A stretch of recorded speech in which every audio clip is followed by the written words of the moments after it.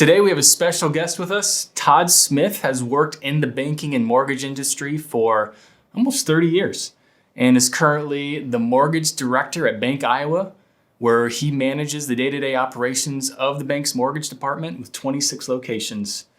Todd, really good to have you here today. Thank you. It's a pleasure to be here. It's a real honor. I'm excited to have a nice little conversation about a topic I'm very passionate about. So yeah, interest rates, mortgages. Absolutely. Absolutely. Love it. Well, yeah, really appreciate you being here. Thank you. To start, I'd just love to hear, tell me a little bit more about what you do. Yeah, so I have a little bit of a unique position at Bank Iowa where I kind of oversee both the sales staff as well as the operational staff. So it's a nice conduit between the two. I kind of officiate, so to speak, to keep both sides happy, but oversee the entire operation from that standpoint. We have an amazing staff at Bank Iowa that makes my job actually really easy. So wonderful. Couldn't be luckier. You've worked in the industry for a long time. What I think our listeners would be curious to know, I'm curious too, how is a mortgage rate, when you think about mortgages, like how is that actually determined? Right. I wish there was a simple answer.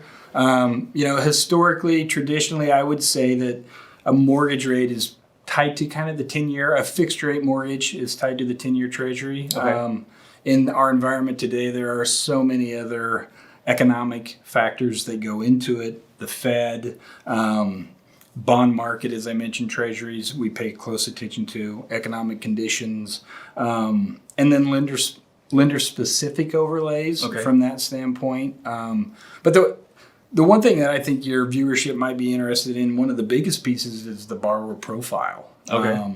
A lot of people don't understand why, two neighbors might get varying interest rates for a 30-year fixed, and the GSEs in the form of Fannie and Freddie pass along loan level price adjustments, and they're based on your credit score, your debt to income, LTV, all those factors. Even loan amount can play, a factor in what the rate you see when you're out shopping for a mortgage. So, okay, so what I heard you say is that there's a lot of factors. Correct. So not only like market pieces of information like treasury yields, fixed income yields, what the Fed does. Right.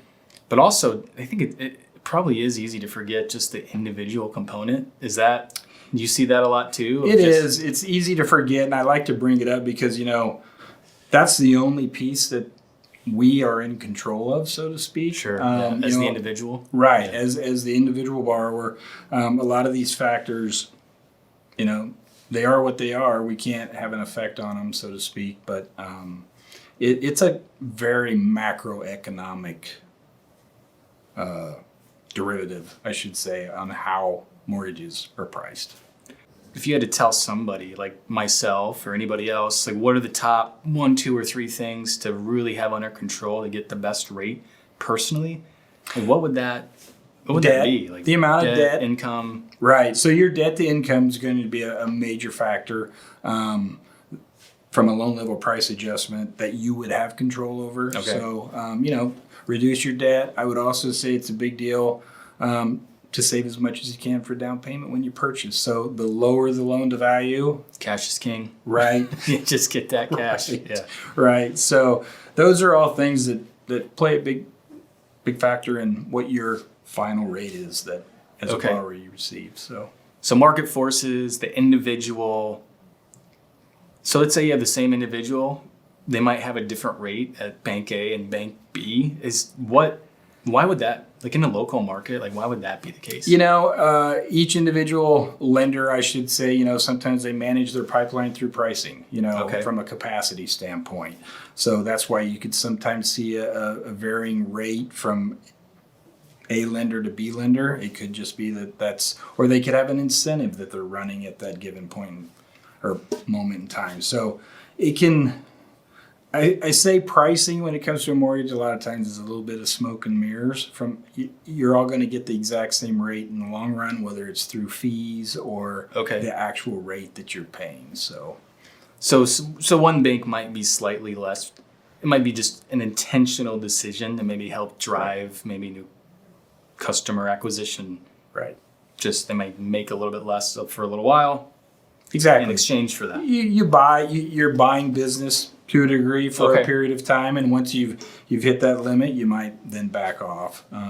So probably something important for individuals to know, but being in the relationship business, I mean, making sure that price isn't the only thing. Right. It's I know groups like yours just treat their customers really well. So that's right, and that's a big factor. You know, as I say, you've got people that shop at Walmart and people that shop at Saks Fifth Avenue.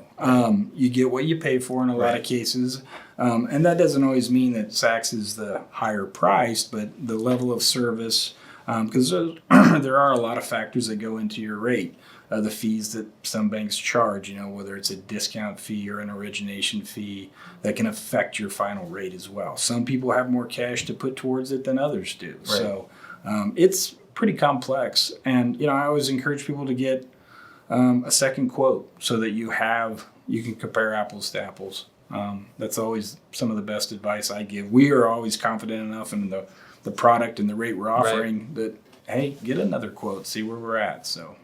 Is there certain things to make sure they have the best understanding of all those levers that someone should ask at that? Well, you know, this industry is as highly regulated as there is out there. So they'll receive plenty of disclosures. Yep, it's standardized. You'll receive upfront disclosures that will spell out what your APR is, what the fees are associated with it, what fees are to you, and what fees are associated with a purchase. It depends on whether it's a purchase or a refinance, of course, but it's standardized, so you should be able to compare. Okay, so when you get quote 1 and quote 2, it should be able to be pretty easy to get that determined. Great. Right. So there's mortgages, there's 30 years, there's 15 years, there's also ARMs, or adjustable rate mortgages. Is there any difference? Just curious about that. There's on how those rates are set. Right, there's a huge difference. You know, in years past, ARMs were very attractive because short-term money was cheaper than long-term money. That's not really the case in today's market. In fact, outside of a portfolio product that we offer and most banks offer, we don't ever quote a conventional ARM product just because they're not any better than a 30-year fixed at this point in time. So, but they do, and historically they have had some advantages from that standpoint. You can bank on the idea of maybe rates are going down, so you could get an ARM and hope that your rate decreases. There's a lot of borrowers that only know they're only going to be in this location for 3 years. Well, why not get an ARM that might be a little lower start rate? So, but ARMs, I think, will become more attractive once short-term money becomes a little cheaper. Once those short-term rates are a little lower than the long-term rates again. Right. You know, speaking of that, just makes me think of the Federal Reserve meeting today, September 19th, where the Fed just a couple hours ago, prior to us talking here, they decided to cut rates by 0.5%. Right. 0.5%. Is it safe to assume that mortgage rates, I know they've been dipping a little bit recently, like a 2-year low, if I know right. Right.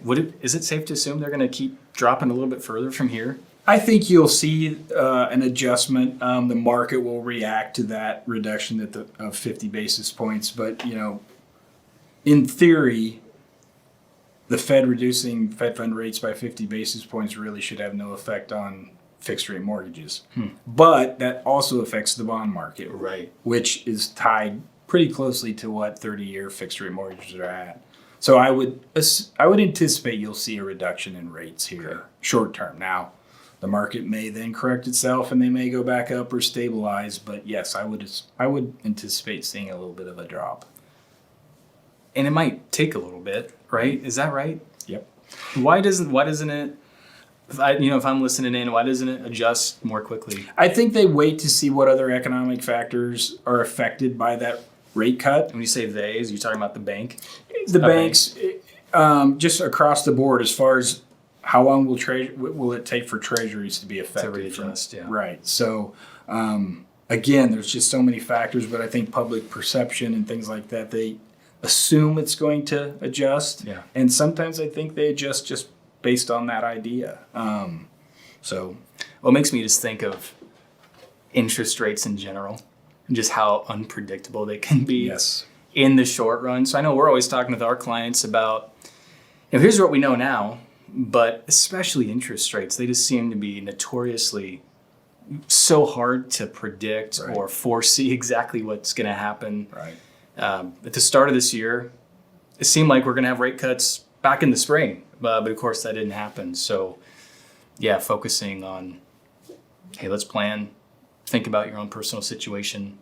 And like you said earlier, I mean, that right. tends to impact things more than anything else. It doesn't. Historically where rates are at, I would say that a 30-year fix probably needs to live in the sixes, to be perfectly honest. And historically, that's still a very low rate. It's, I think it's below the 30-year average. So if you can afford a home, you can, at the 6%, I think, take advantage of it. Move forward with it. So maybe not those 3%. 3% years I'm might not sure be we'll gone. ever see those again, but who knows? Yeah. I never thought we'd see them the first time. So Right. Well, that's all really helpful. Thanks for sharing about mortgage rates and interest rates. Is this, just a lot going on here recently, just in that arena. Right. So. No, it's been a volatile market. And we have a lot of customers that are still sitting out there at the 2% rate and don't want to move. And I know some people like that. It's like, right. I'm locked in. I'm not going anywhere. Absolutely. Yeah. And so we'll see if rates dip a little bit, it could encourage some of those people maybe to upgrade their house or do something different. So, or downsize or whatever fits their life. Yeah. Well, where we are now, certainly better than where we were just, 12 months ago, right. Was it? 12, 18 months ago? Yep. So, Todd, thanks so much again for being here. Really enjoyed the conversation. Thank you. And for listeners, if you want more information on Foster Group or other topics, please just click the link in the show notes or go to our website, fostergrp.com. Thanks again.